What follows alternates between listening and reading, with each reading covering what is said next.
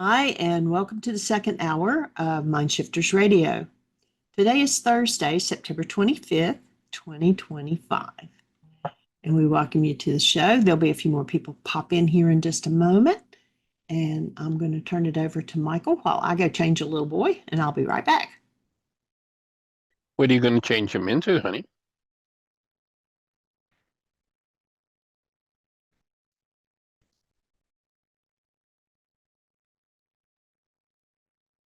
All right. Hey, Melissa, glad to see you here. Jeanie shared with me your personal code evaluation scores. Young lady, you've clearly been doing your work. I never see anybody, nobody, the first time they do that personal code that has scores like yours are. So clearly you have been on it and doing your work because your scores are awesome. Nice work. Oh, Few challenges there, but awesome scores. well, that's good. I mean, probably Yeah. if I'd done it a year ago, it wouldn't have been maybe, but Well, it's a I did. process, and Yeah.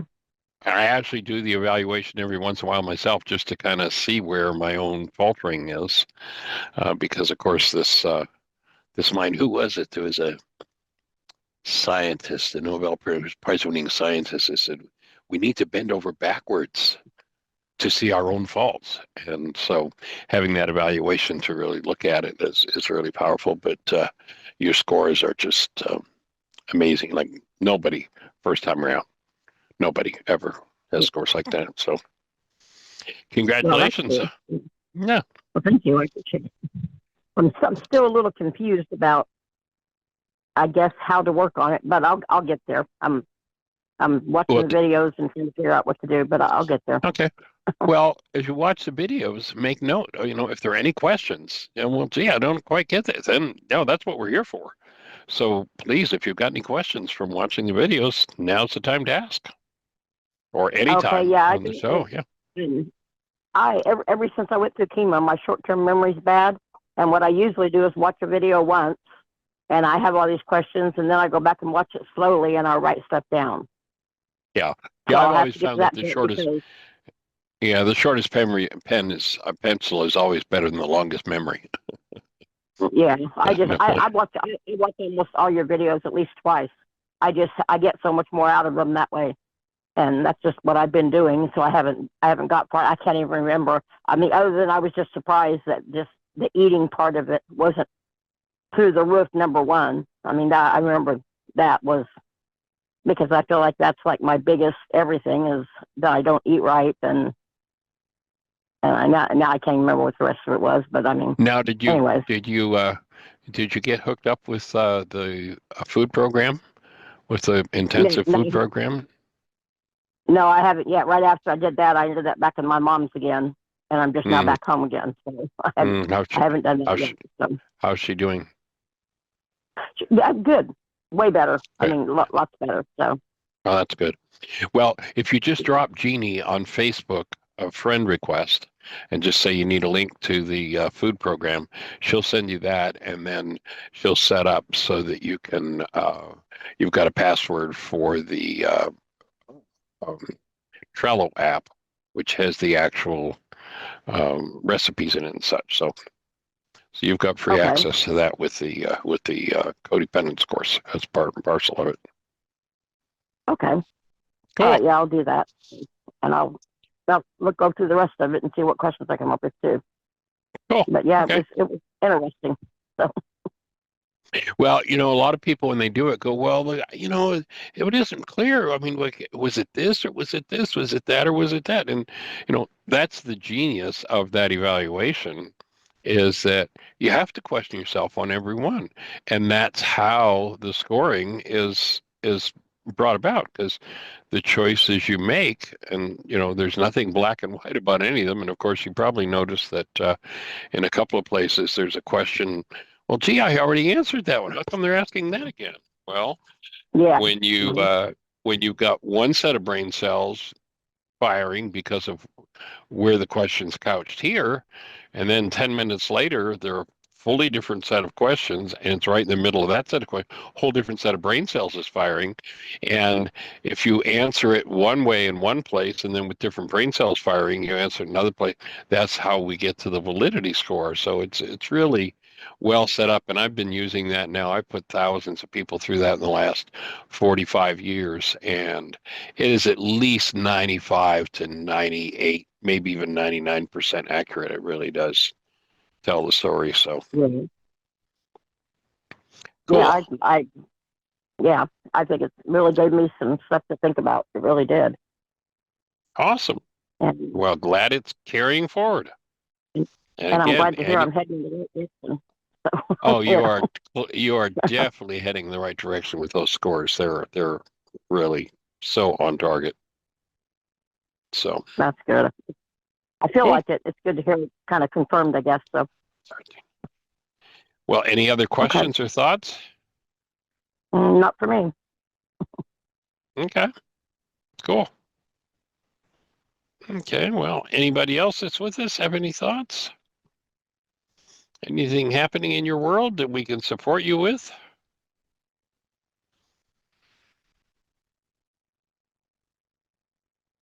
Then just hit that mute button and you're on. Well, yesterday was a pretty awesome show, I thought, having Patrick with us and having the reaffirmation. You know, it's interesting how you go back to Yeshua, and 2,000 years ago, he said, you got to have the eyes to see and the ears to hear.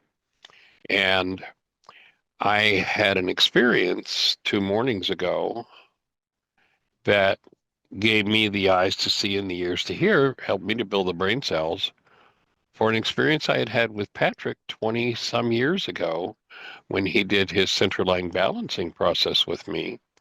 And literally, I went from his office to I was in Florida and I had a week of classes.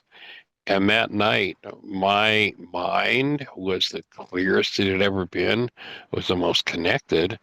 And, over all those years, I never really recognized what had happened. And then yesterday, when I was intuitive guided and was breathing and literally physiologically could move my structure and feel this interface, this connectedness happening and breaking the connection. It was just like, wow. And, it took me 25 years to understand what had happened with Patrick way back then. So that's why I invited him to join us for the show.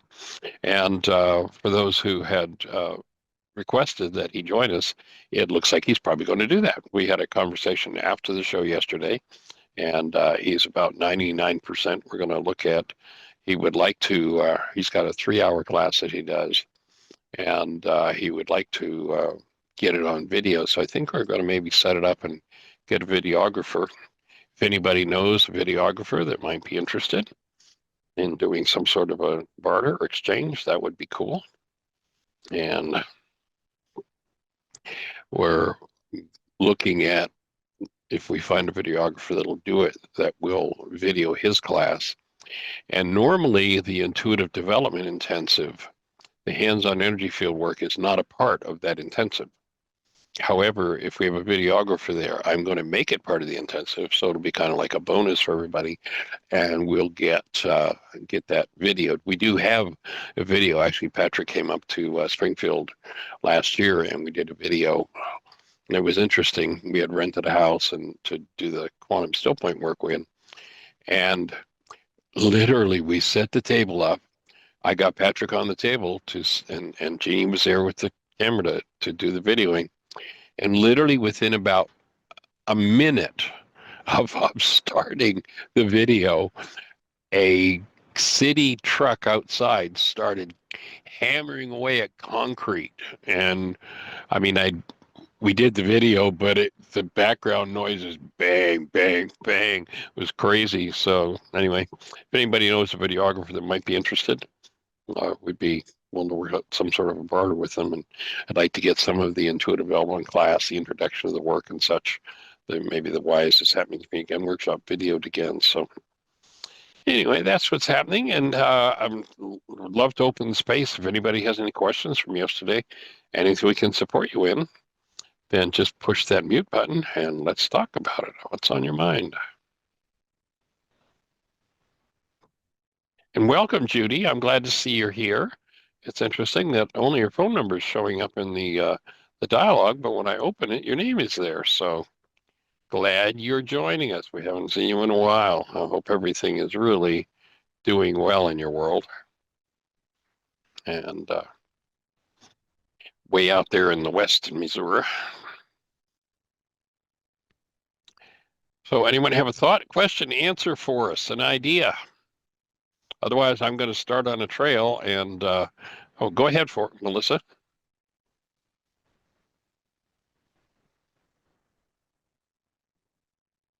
Go for it, Melissa. You're on.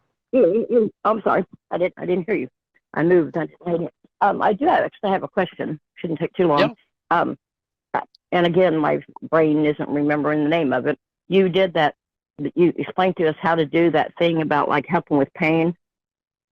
Wait, how you move your arm? You pull it in and out. You kind of. Yes. I can't think of the word for it. I'm sorry. Okay.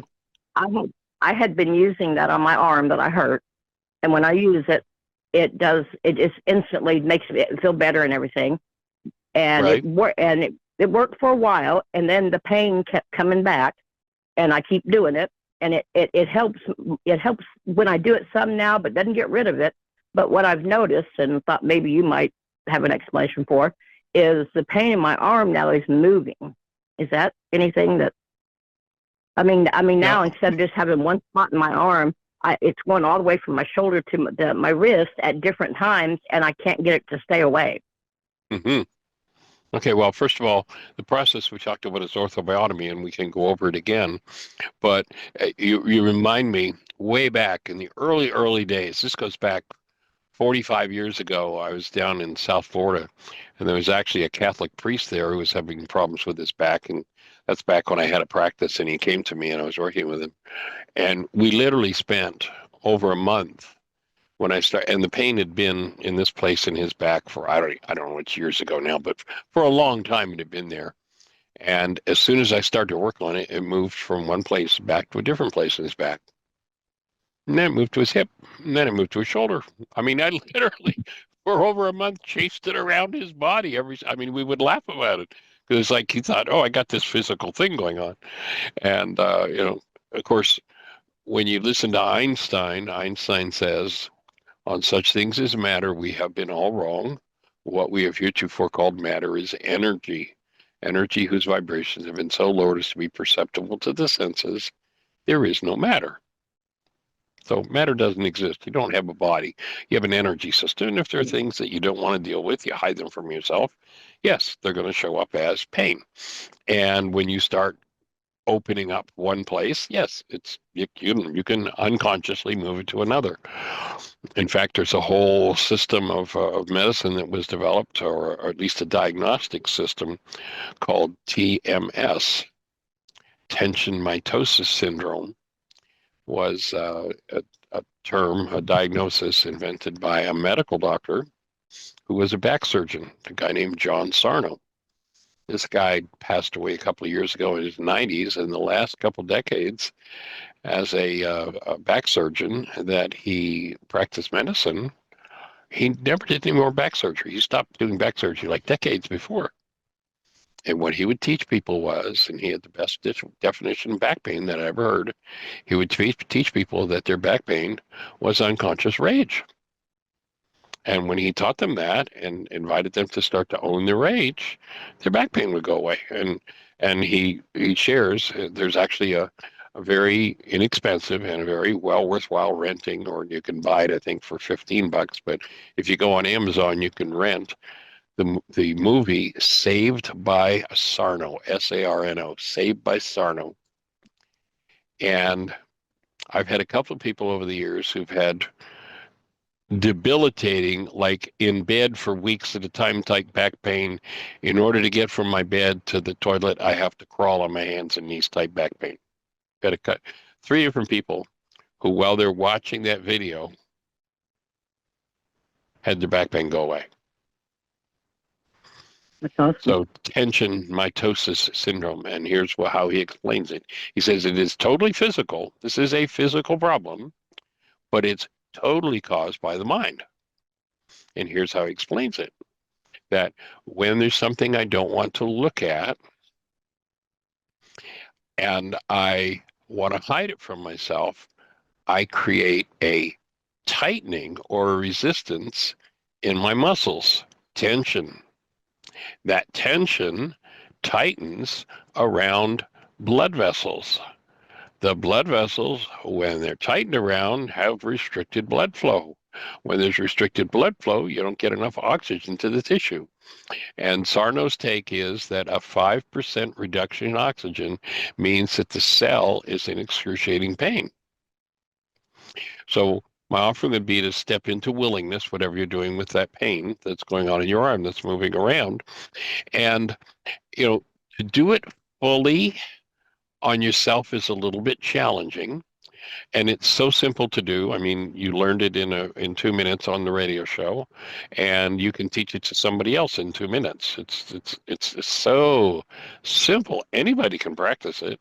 Now, getting down to mastery of it is a different thing. It's profound.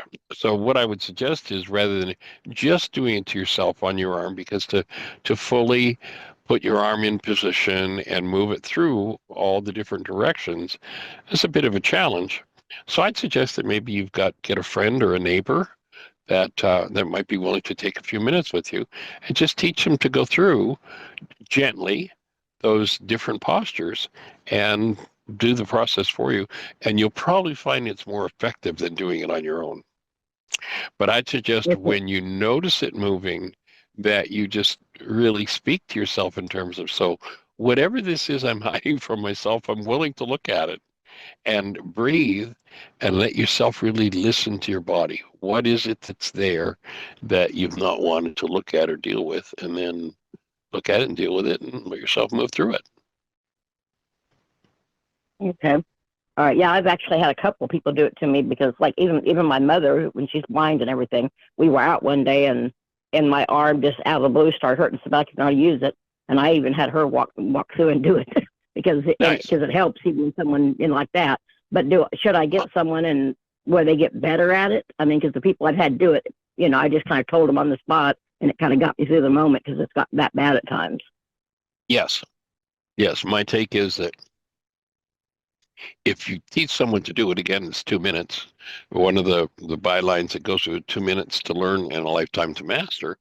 And so each time they do it, one of the things that happens, and the way that I know, even if somebody doesn't tell me, oh, this position feels better than that, the way that I know that this is the right position is that immediately pulses start. And when pulses happen, that means there's an increase in energy flow. And where there are those kinds of pulses, and now we're not talking about the pulse that comes from the beating of your heart. We're talking about energy pulses. And if people will listen carefully when those pulses start, they will have, wherever there is that's a healing pulse, there's always an opening to connectedness. And behind that pulse is inspiration. And the inspiration that comes with that pulse gives us information. So it's a space for really listening. So yes, if you get somebody who, you got a next door neighbor and you just say, hey, how about I come over and make you a cup of tea, once a week, would you do that for me? Or, I'll sew your buttons for you, whatever. And yes, you do become more proficient at it, because you start to feel and you start to sense the pulses, and you sometimes don't even need to ask somebody when it's in the right position, because you can instantly feel the shift in energy. Yeah. So, yes. Okay. And because I've been more like trying to clear my mind and breathe and not pay attention to anything. So I need to kind of pay attention more and see what comes to my mind and ask. Yeah, listen, Esthetician, what is it? What is it I need to learn? What do you have to teach me? And then when the pulses start, that's when the teaching will come in. That's when that's when the reveal will come in. Yes. Okay. All right. Yeah. I'll try that. And I Awesome. appreciate it as always. Hey, delighted as Thank always. you. Awesome. All right. Thanks. Well, anyone else with a thought for us before I move into some other material?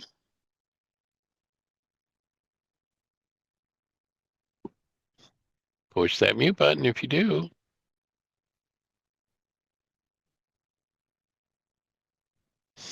Okay, well, I'm going to step into, I was doing some writing this morning, just from all that's been going on. You've been hearing my process unfold over the last several months. And someone was asking or had made mention, of this idea of, why would God let such things happen in the world? And it's kind of sad and unfortunately brutally common that those who fill themselves with pain and suffering blame God. As though God's got something to do with it. And they blame God for the free will acts that they engage in or the people around them engage in.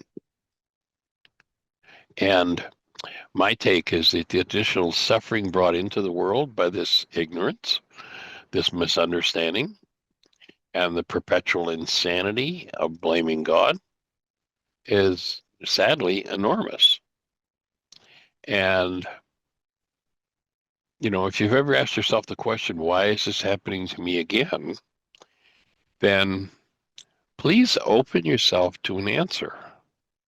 Because my offering is you're a creator. And this is happening to you again because you have created it. Now, I know that your mind's got a whole story about what's going on in your world's about somebody else. I used to live there. I know that story really well, but you're not required to live there. There's actually a really powerful tune written by and sung very beautifully by Alanis Morissette. We can't play it because they'll cut off our video when we post it on YouTube. But go to YouTube and put in Alanis Morissette Madness and give a listen. In fact, I copied the words, so we can't play the music, but I'll share the words with you. And clearly, Alanis Morissette, and it's co-written with a man named Guy Sigsworth. At least I assume it's a man. Obviously, either one or both of them have really been doing their work. And from what I understand, Alanis Morissette is into doing her work. But here's how the languaging of that piece of music goes. I've been most unwilling to see this turmoil of mine. The thought of sitting with this has me paralyzed. And then she shifts into the conversation in the relationship, or she describes the situation in the relationship where her blame plays out. And she says, with this prolonged exposure to mirror and averted eyes, think about it. In your relationships, your states of mind are mirrored. And have you ever done that thing of, the stuff is up and you don't want to talk about it, so you catch their eye and you turn your eyes away? So with this prolonged exposure to mirror and averted eyes, I feigned that I've been waiting. Such mileage for empathizing. And now I see the madness in me is brought out in the presence of you. But now I know that madness lives on when you're not in the room. And although I'd love to blame you for all, I'd miss these moments of opportune. She's seeing that, starting to see through her blame that this is her opportunity. You've simply brought this madness to light, and I should thank you. And then comes the refrain, oh, thank you. Oh, thanks for this bird's eye view. Thank you for your most generous triggers. It's been all too easy, she goes on and says, to cross my arms and roll my eyes. You ever done that one? Arms crossed, eyes rolled. Yeah, you're the problem in my life. The thought, she says, of dropping all arms leaves me terrified. What if you dropped all your defenses and actually took responsibility for your life and told the truth? She says, God, the thought of doing that leaves me terrified. And then comes the refrain once again, and now I see the madness in me is brought out in the presence of you, but I know the madness lives on when you're not in the room. You leave, but it's still there in me. Though I'd love to blame you for all, I'd miss these moments of opportunity. You've simply brought my madness to light, and I should thank you. I'd have to give up knowing and give up being right. See, I'm right. It's you. You inadvertent hero. You angel in disguise. She's admitting in the middle of, I don't want to give up my crossed arms and rolled eyes and knowing that you're the problem. And then she admits, you keep showing it to me, you inadvertent hero, you angel in disguise.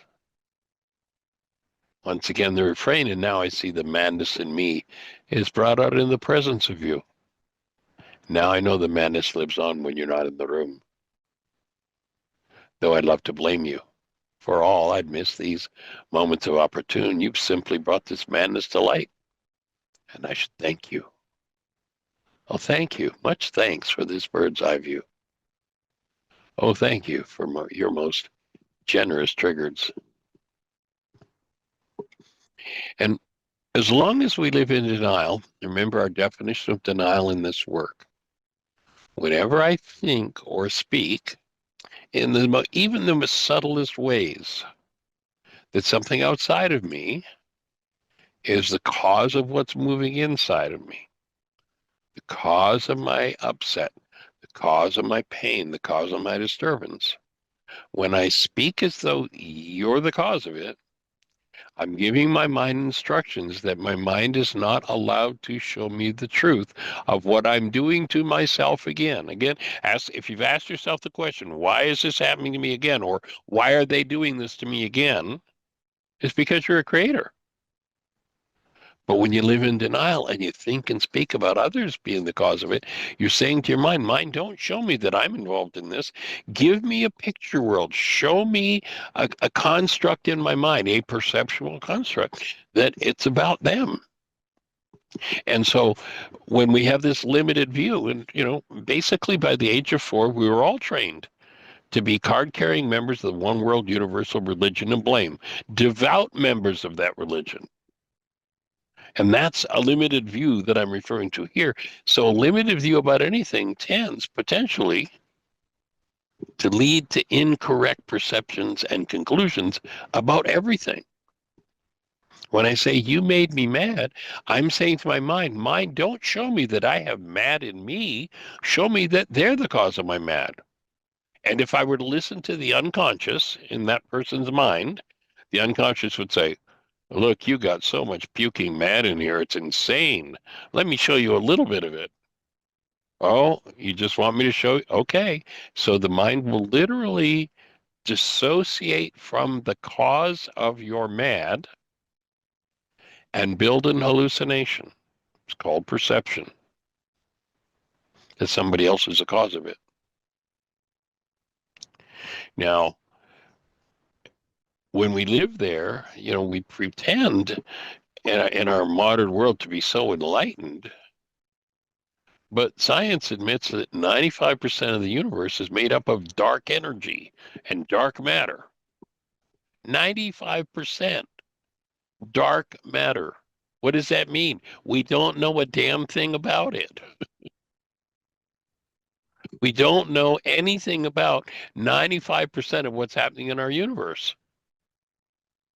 And to have an understanding of all of the dynamics of any topic is required. You've got to have that a full understanding to even approach comprehension on the deepest levels.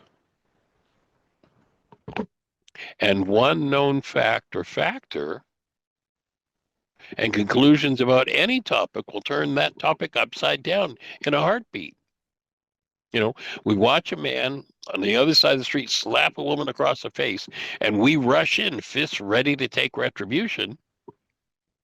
And he explains that she was having an epileptic fit. And what happens? Of course, our fists soften. Whoa, wait a minute. Oh, I really blew that one.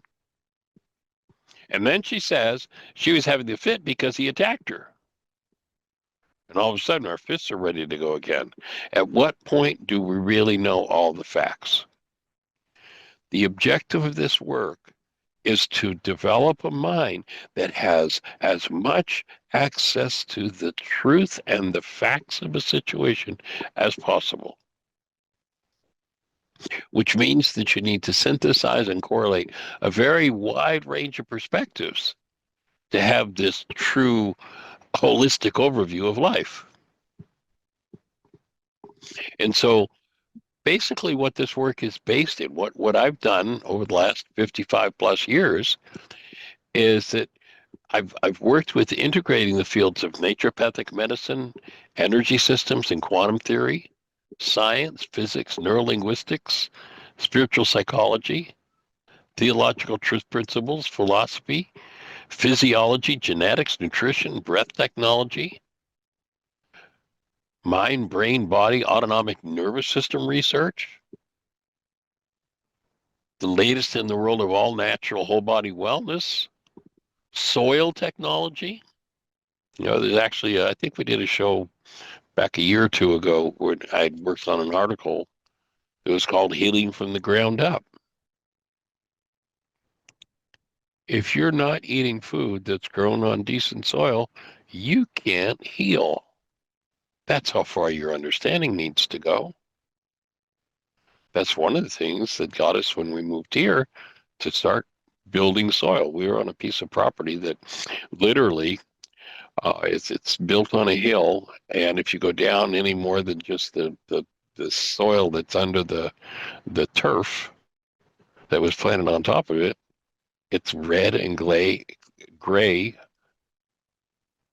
just total clay and rocks. Probably in the last 6 years that we've been here, we built at least 30 tons of soil. If you're not eating food that's grown on soil, most people call soil dirt. There's a big difference between dirt and soil. But if you're not eating food that's grown on soil, you can't be well. So bringing in the soil and gardening technology, and of course, part of the whole understanding, the whole composite of information is the first century Aramaic forgiveness process and the forgiveness technology from the Aramaic. And our invitation, and when I talk about fully engaging the process, you know, to me, people will ask me a question. You've heard me say it, and I kind of say it tongue in cheek, but I'm absolutely 1,000% serious. People will say, well, Michael, how do I deal with this? And I will say, you've heard me, if you've been on the show much, you've heard me say it. We started doing this radio show in 2011. Go back to the first radio show. We've been doing it 5 days a week now for going into our 15th year. Start listening back to that first show and listen to every show 5 days a week for the last 14 plus years. And you will not hear me say a word other than about answering the question that you asked. Because the answer to whatever your question is all of the above. So the invitation is to build the brain cells and fully engage in the process that's offered here. And as you do, your awareness and understanding will expand, and a level of wisdom that's pretty much unknown in the world will open up for you. And, when I say listen to those shows, put the tools to work, put the technology to work, this isn't, a situation where you audit it with your mind and go, well, let me see if I can figure this out, because you can't figure it out. It's something that you must engage in and experience at every level of your being so that you can experience at the deepest levels what's required of you and the work that lies ahead in order to achieve the highest possible successes at it. Albert Einstein had a saying that I thought was pretty cool. He says, any fool can know. The point is to understand. The idea here isn't to be able to spout facts. The idea is to have the tools to arrive at understanding. Now, in our modern world's thinking, it seems as though, all of the areas of study that I said we've integrated here, it seems as though these systems are competing with each other. But when you see it all from the perspective of energy systems, then the competing systems disappear. If it works for one reason and one reason only, because it works within the energy system. Now, if we don't have the brain cells for how that's working in the energy system, we go, well, we don't know anything about that. The objective here is to integrate an understanding from every perspective of how the energy system works. And so the real work that we're presenting here is that of, you have this lens called perception. And every tool, every show that we've done over the last 15 years is handing you a buffer cloth with which to polish your corrective lens and to empower each to grasp the truth that's behind everything that we perceive, everything that we see.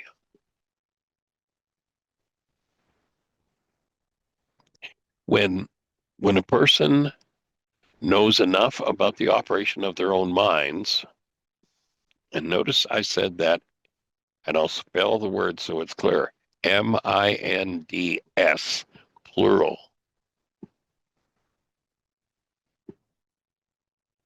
When you know enough about the operation of your own mind, and then you know the operation enough about the operation of your other mind, then you can catch them when they lie. When you know the architecture of your mind well enough to understand how to collapse false perceptions, because you know that every mind, including your own, is at least in part the result of generations and generations of errant beliefs, unresolved trauma, cultural brainwashing, and it's in desperate need of correction. And I don't care who you're looking at. I don't care how high on the totem pole, the political, the religious, or whatever totem pole, if someone hasn't done the work of polishing the lens of their own perceptual mind, then they're going to be trapped in the influence of generations of false, insane beliefs and understandings. When you start polishing the lens of your own mind, then you start to catch glimmers of what's true, reflections of what's true. And then you enter into this long and arduous path of self-correction and true healing.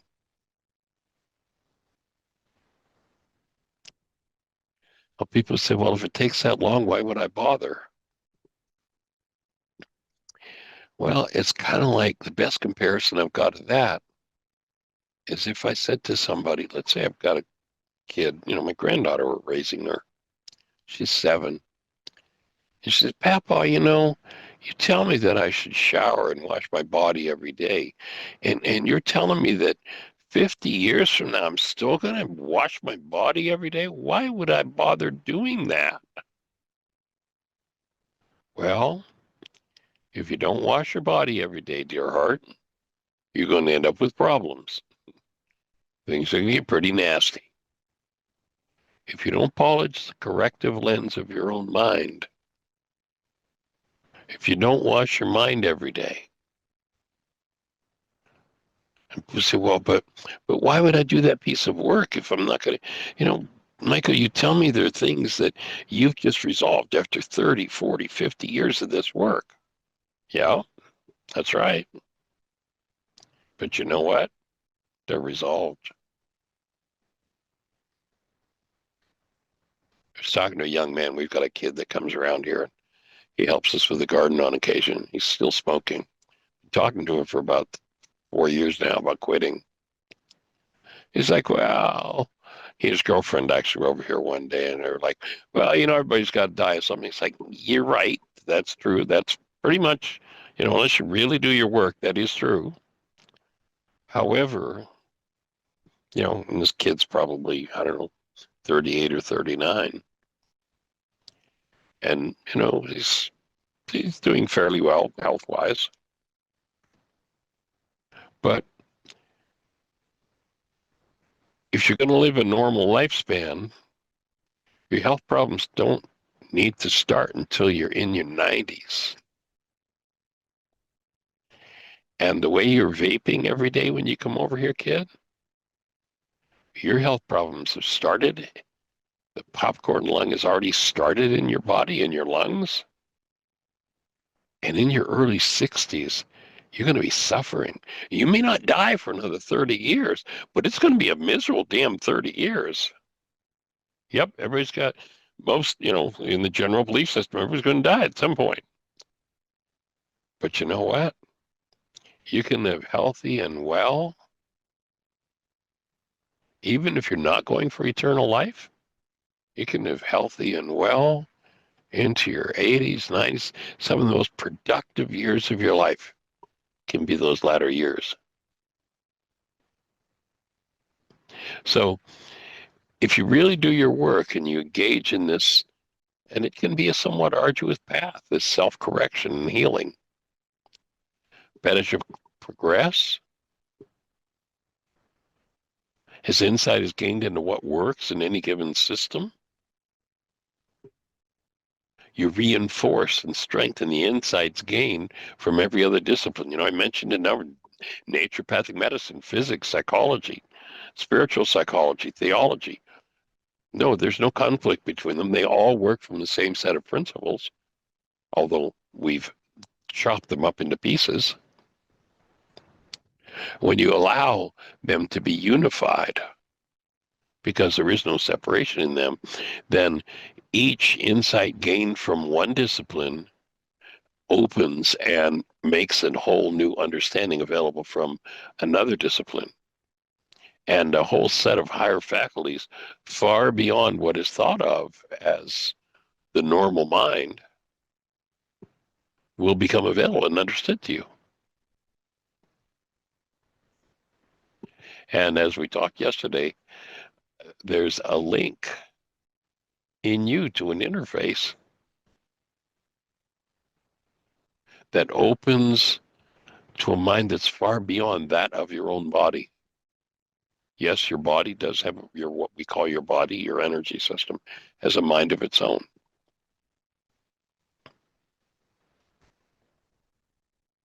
But when you understand that interface that's there, and you bring corrections so that you are able to connect and stay connected to that interface, a whole different mind, what the ancients called the mind of Christ, becomes available to you. At that point, you start to have an holistic or a holy overlook in life. And basically, that's the objective of using these tools, is to have that greater view. And each time that the mind comes across a block when you have that first century Aramaic tool of forgiveness, knowing how to collapse the perceptual mind that's showing up with some form of hostility or fear. And as you own the hostility or fear and collapse your perception into your own unconscious mind, then you continuously have access to deeper and deeper parts of your own mind. That's when absolutely everything changes. And what happens is everything that occurs becomes comprehensible because it's seen through the lens of accuracy rather than through the lens of false belief. You know, the ancients counseled, we see as though through a glass darkly. What were they saying? They were saying that the body's mind, which generates perception, when tarnished by fear and or hostility, destroys the awareness of the dramatic sweetness that's rooted in your physiology. And if you've forgotten that that's a possibility, if you've lost the belief that that's a possibility, if you've lost the experience of the fact that you started out that way, just go back and hold a newborn. We've been so blessed, you know, Lincoln just turned a year circling the planet just a few weeks ago. And, you know, he's with us usually 2 or 3 days a week, sometimes more than that. But we've pretty well gotten down to a routine now where when it's his nap time, he comes and lays down with Papa and has his nap. And it's such a gift. It's such an amazing reminder because I'll lay with him here for an hour and a half. He's usually sleeping in the crook of my arm. And when he wakes up, he kind of rolls over and sits up and looks at me and just grins like, whoa, life, look at this. Now you look at people who are sitting in front of the news every day, and that's not exactly the way most people wake up. Whenever the mind is tarnished by fear or hostility,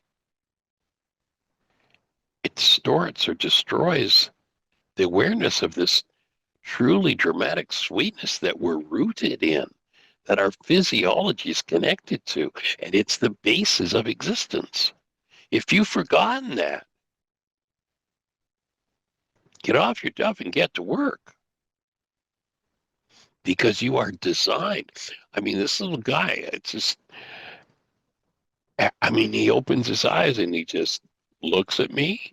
I mean, he's totally asleep. And he'll stir a little bit and start to sit up. And he'll turn and look at me and just grin, the biggest grin on his face, and then kind of scramble over to me and just wrap himself around me and put his face against my face. That's what we're rooted in, folks. If you've forgotten that, go back to the first radio show and start listening. Now, most people are stuck in the poisoned influences of the generations.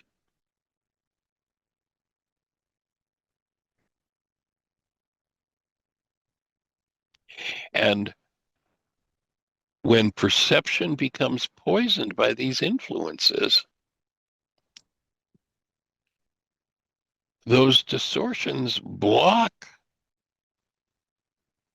the awareness that something else is natural and something else is possible. The mind comes up with this seeming hopelessness.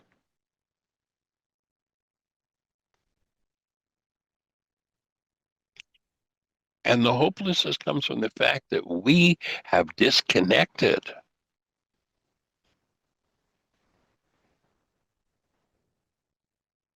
And of course, at that point, it seems like the only option. And you'll notice when people are in their disconnected state, when they're not experiencing that sweetness and that wholeness, noticing they've always got a conversation about how somebody else is doing it to them.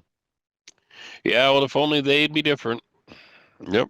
If you got a they in your life, then make them the topic of a worksheet and start using the tools until you're restored to where you're designed to live. And even if misery comes knocking at your door,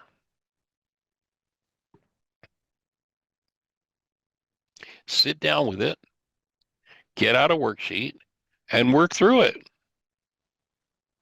Because the only misery that can lock at your door, even though your mind tells you it's a misery of somebody else, the only misery that knocks at your door is the misery that's inside of you.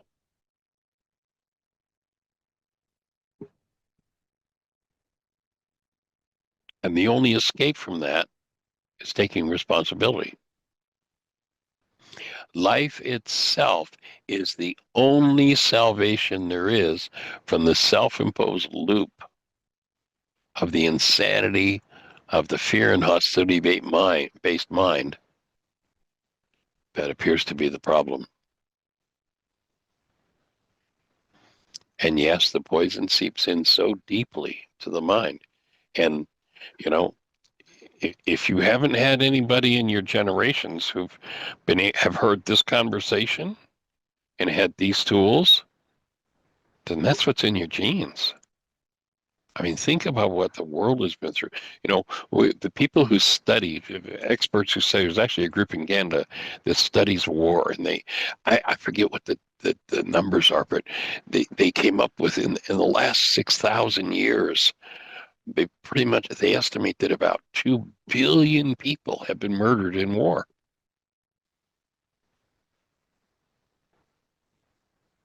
If your generations haven't had the tools with which to rectify that, then get off your duff and start using them, because that's all a lie. That poison is a lie, and it's a self-imposed insanity.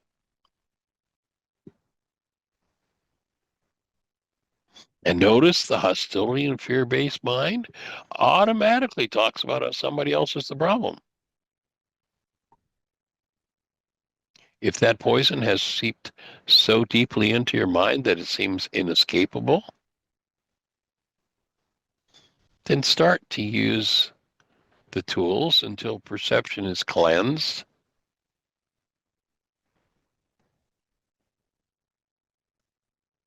The only reason you're not experiencing joy is because joy has been throttled in you. Joy is the natural state of the human being.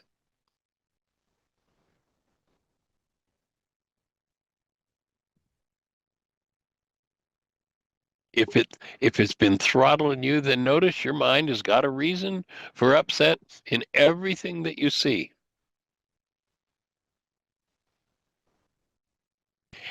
Now here's a big clue. When you understand that everything you see is painted by your own mind on the inside of your own eyeballs, then you recognize that's a construction of your own genetics in your own mind.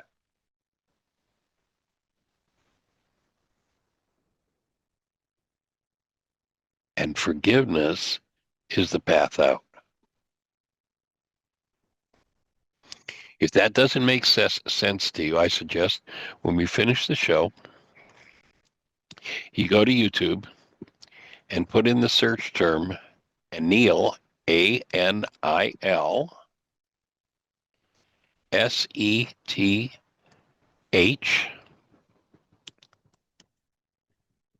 TED Talk.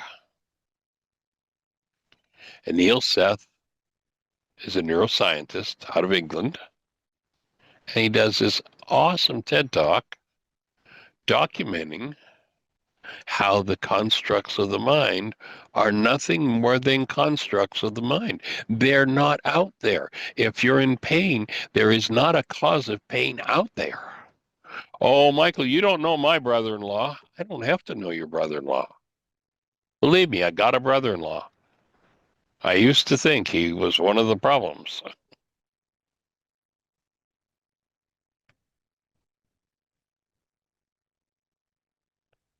If the natural joy that human life is designed to be rooted in isn't available to you, stop the blame game, breathe, allow yourself to realign and get connected to that interface through which joy comes.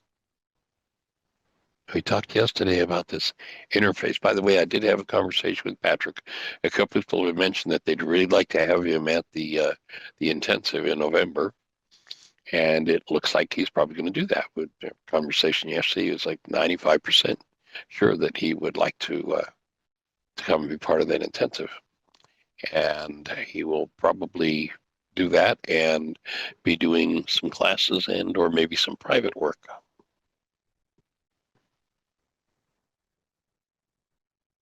And if you're not aware, we've got an intensive in November. We've got a 9-day, 14th to the 22nd of November, a 9-day intuitive development where we'll do why is this happening to me again?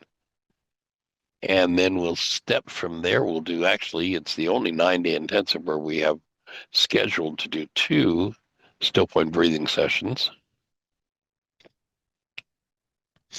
And the rest of it will be a practicum on developing the spiritual faculty of intuition, of literally being out of your mind. You know how many times you've heard me say, in order to really truly heal, you got to be out of your mind. Well, the practice is going to be for the whole 9 days, being out of your mind. And having a partner that you're working with, giving you feedback so that you learn to understand how to attune to the energies coming in that are not based in your senses.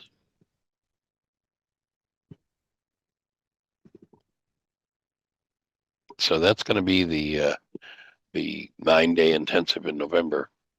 And what happens is that this thing called perception, if you haven't watched it, there's a video on YouTube entitled What is the World? It's probably the most important, and to me, one of the most misunderstood lessons in the Course in Miracles. What is the world? And that course starts out by saying, the world, that is the thing you think you see on the inside, that you think is out there, is really on the inside of your eyeballs. The world is false perception. It is born of error. It has not left its source. It will remain no longer than the thought in you that was converted into the pictures painted on the inside of your eyeballs is cherished. When you choose to remove or forgive that, what seems so very real that came from out there, that's really in here, is removed.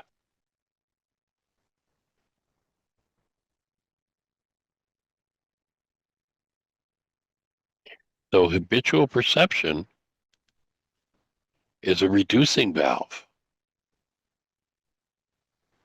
And if as a result of the reducing valve being shut down, we've lost contact with the actuality of life, then we live in an energetic desert, separated from the underlying continuous presence of love, which is our essence and is the matrix in which we live, move, and have our being. Yesterday's show was all about the interface between that matrix and our physiology. We're here to support you, alleviating yourself of literally every energy that you put between you and that matrix. If you're living in an energetic desert, it's because you put a reducing valve in there. every tool we teach, from every perspective, is designed to open that valve back up and restore the flow of active present love, that in which you live, move, and have your being. And thank you for joining us. It's been a fast hour. I hope that fit and made sense, and that you're ready to have the best year yet of your eternal life. Blessings. Bye-bye.